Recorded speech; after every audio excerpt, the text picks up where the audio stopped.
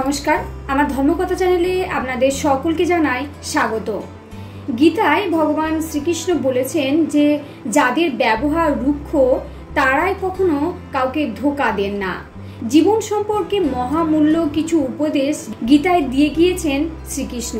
মহাভারতে কুরুক্ষেত্রের যুদ্ধ শুরুর আগে অর্জুনকে দেওয়া শ্রীকৃষ্ণের এই উপদেশাবলী গীতায় গ্রন্থিত করা আছে। হিন্দুদের কাছে অত্যন্ত গুরুত্বপূর্ণ এই ধর্মগ্রন্থ প্রতিটি মানুষের জীবনের অন্তত একবারও পাঠ করা জরুরি। নিজের আপনজনদের বিরুদ্ধে হাতে অস্ত্র তুলে নেওয়ার সময় সখা অর্জুনের মনের সব দ্বিধা দ্বন্দ্ব ও সংশয় তাকে গীতার বাণী দান করে দূর করেছিলেন শ্রীকৃষ্ণ। গীতায় জীবনের সব সমস্যার উত্তর খুঁজে পাওয়া যায়। গীতার বাণী জীবনে সঠিকভাবে অনুসরণ করতে পারলে উন্নতি ও সাফল্য লাভ অবধারিত। গীতায় মানুষকে বাঁচার উপায় শেখানো হয়েছে। ধর্ম, কর্ম ও প্রেম সম্পর্কে সঠিক পাঠ ও শিক্ষা দেওয়া হয়েছে গীতায়। শ্রীমদ্ ভগবদ গীতা আমাদের জীবৎকালের পাশাপাশি মৃত্যু পরবর্তী জীবনেরও পাথেয়। গীতায় দেখানো জীবন দর্শনকেই সর্বশ্রেষ্ঠ বলে মনে করেন পণ্ডিতরা। এবার আমরা জেনে নেব গীতায় শ্রীকৃষ্ণের মুখনিসৃত কয়েকটি অমূল্য শিক্ষা। গীতায় শ্রীকৃষ্ণ বলেছেন যে ব্যক্তি সোজা সাপটা কথা বলেন তার কথা আমাদের অনেক সময় রূঢ় মনে হতে পারে, কিন্তু সেই ব্যক্তি কখনো কাউকে প্রতারণা করেন না। গীতায় বলা আছে, মনে ভালো চিন্তা রাখো, মানুষ স্বাভাবিকভাবেই তোমাকে পছন্দ করবে। নিজের কাজের প্রতি নিষ্ঠা রাখো, তোমার কাজ নিজের থেকেই ভালো হওয়া শুরু হবে। শ্রীমদ্ ভগবদ গীতায় বলা হয়েছে যে প্রতিটি মানুষের জীবনে 3টি মন্ত্র মাথায় রাখা উচিত। এই মন্ত্র হলো 1. খুব আনন্দের সময় কাউকে প্রতিশ্রুতি দিও না। 2. খুব রেগে গিয়ে কাউকে উত্তর দিও না। এবং 3. খুব দুঃখের সময় কোনো সিদ্ধান্ত নিও না। অনেক সময় আমরা জীবনে বড় সমস্যার মধ্যে জড়িয়ে পড়ি, আবার অনেক সময় বড় সমস্যা থেকে আমরা এমনভাবে মুক্তি পেয়ে যাই যাতে মনে হয় কেউ যেন আমাদের সাহায্য করছে। এটাই হলো ঈশ্বরের অদৃশ্য ক্ষমতা। তাকে আমরা চোখে দেখতে না পেলেও অনেক সময় তার কৃপা আমরা অনুভব করতে পারি। শ্রীকৃষ্ণ বলেছেন যে রাগ হলো খারাপ জিনিস, কিন্তু যেখানে রাগ দেখানো জরুরি সেখানে রাগ দেখানোই উচিত। না হলে যে ব্যক্তি খারাপ কাজ করছে সে তা করতেই থাকবে।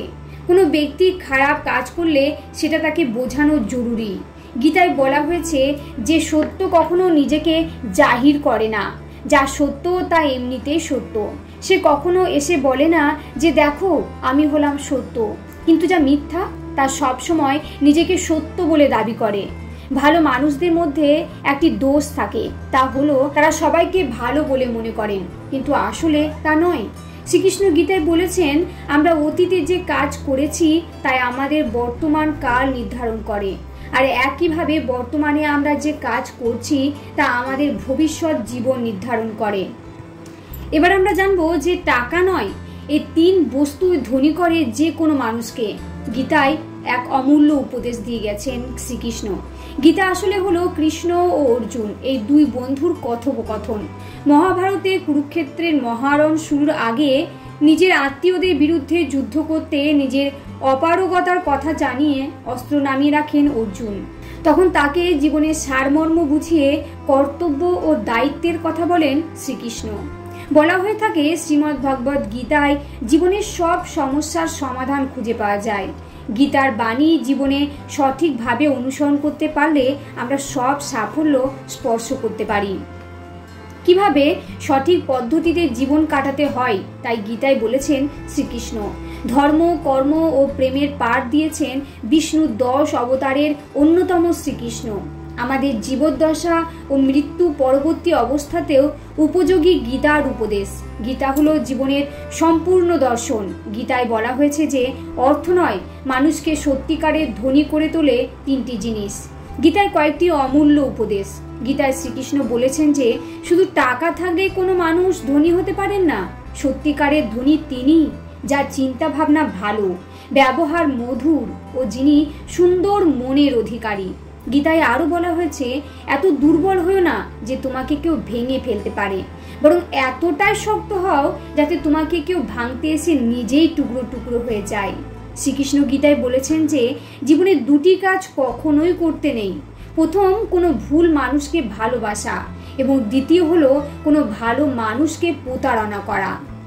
শুধু লোককে দেখাশোনার জন্য ভালো হয়েও না, ঈশ্বর জানেন যে এই ভালোত্ব তোমার ভেতর থেকে আসছে, না শুধুই বাইরের খোলস।